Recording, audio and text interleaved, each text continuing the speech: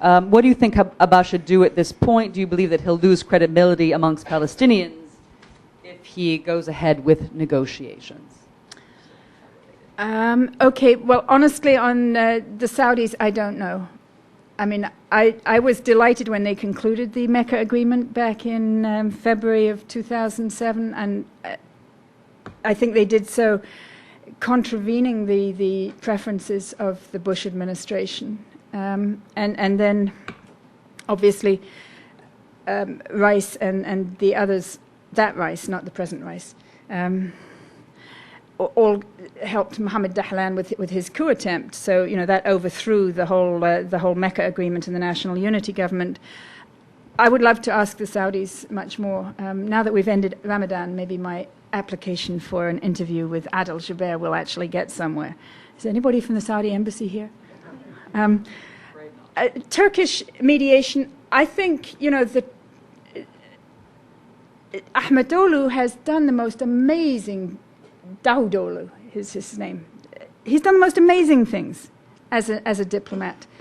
He and the AK party have reconceived Turkey's place in the world, not just, you know, mediating the Syrian-Israeli proximity talks, but healing Turkey's relations with Armenia to a great extent, being the mediator between Syria and Iraq. I mean, back in the 1970s, 1980s, who would have believed that Turkey could mediate between two Arab governments?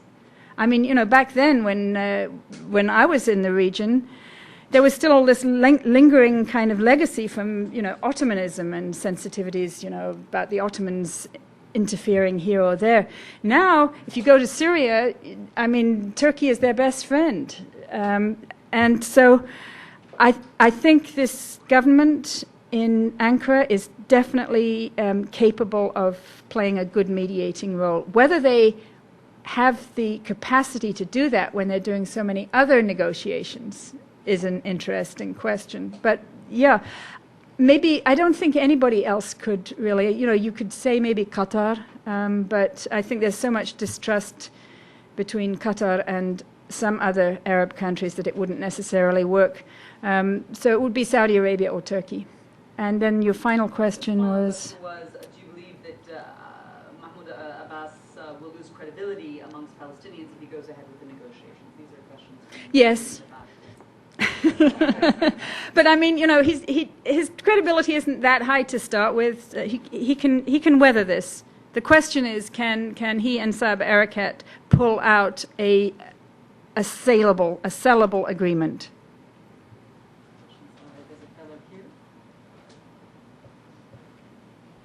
My name is Amin Mahmoud. I'm with the Alliance of Egyptian American. My question is, President Carter 2 weeks ago, in his article, he quote Prime Minister Fayyad that they might abandon, because of the situation on the ground, they might abandon the two-state, and then peacefully they will ask for equality in one state, which I believe in that. Also, the Netanyahu government really the testing Obama when they announced a week ago or 10 days ago that they will continue settlement. Then I didn't hear anything from Obama. Yes, this question of is the ground being taken out from under the possibility of a viable two-state solution, that is a solution involving two viable states, is one that many of us have looked at for a long time. And if there is no longer a viable two-state solution, what is the alternative? Some right-wing Israeli thinkers look at what they call a five-state solution. You know, I mean, there are all kinds of horrible possibilities out there.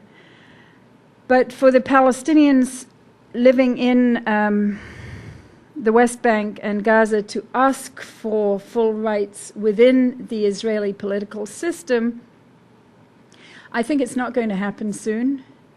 For various reasons, partly because there is not a compelling national idea that involves both people. I've, thought about this quite a lot. If you look at South Africa, which is kind of the model that one would have of a intentionally multinational but unitary state.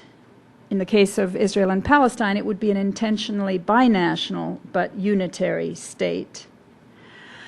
In South Africa, they had this wonderful concept called South Africa, which is purely geographic.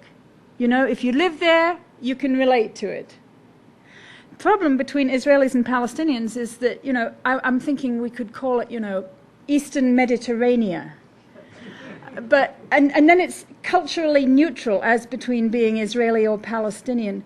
But somehow nobody's kind of taken hold of my concept, my geographic concept. You could call it West Asiania. You could call it, just like give it a culturally neutral name and then have people invited to rally around it.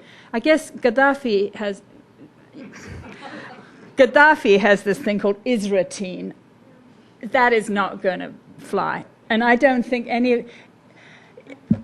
for the ANC, just to come back quickly to the ANC, theirs was a very long struggle. The ANC was founded in 1912.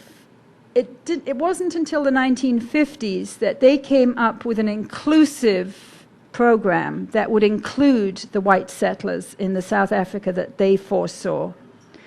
Prior to that, they had talked about Azania, which was, still is, it's the concept of black South Africa. But once they adopted this idea of an inclusive program, it still took them 35 years to get it. So I think if the two-state solution cannot be obtained, there will be a period of intense suffering and chaos, and it will definitely impact negatively on on stability throughout the whole region, in Egypt, and on American interests in the region. Final question? Foreign Minister Shimon Peres once said down in Grenada, the Palestinians would vote for two assembly people, one the Palestinian assembly and two the Jordanian. The Israeli settlers on the West Bank would vote for two, Knesset and Palestinian. Is there any chance that there might be a one-state solution of Gaza, the West Bank, and a federation with Jordan? Over time, yeah. I mean, if you're talking 50 years, it's quite likely that if you have a Palestinian state alongside an Israeli state, that once each state has established itself, once the Palestinian state has established its independence, especially, as I noted, in the economic sphere, but also obviously in the cultural sphere, in the political sphere. Now, I'm completely realistic. I understand it will be a largely demilitarized state, which of course also raises the possibility that Israel could demilitarize to a large extent as well. And it may have constraints on its political freedom, the Palestinian state, but that is all to be negotiated. I don't see that it can be called an independent Palestinian state if it doesn't have its own direct link to the global economy and its own direct seat, fully empowered seat in all international venues like the United Nations, the World Bank, the World Trade Organization, and so on. Down the pike, of course, like the European states, they and Lebanon and Jordan may want to come together into a regional confederation with Israel or without Israel. Who knows? But I think for now, it's too early to talk about that. For now, the question is to end the occupation. Well, I'm afraid we're out of time. If there are any more questions, you can come up afterwards. Thank you so much. Thank you.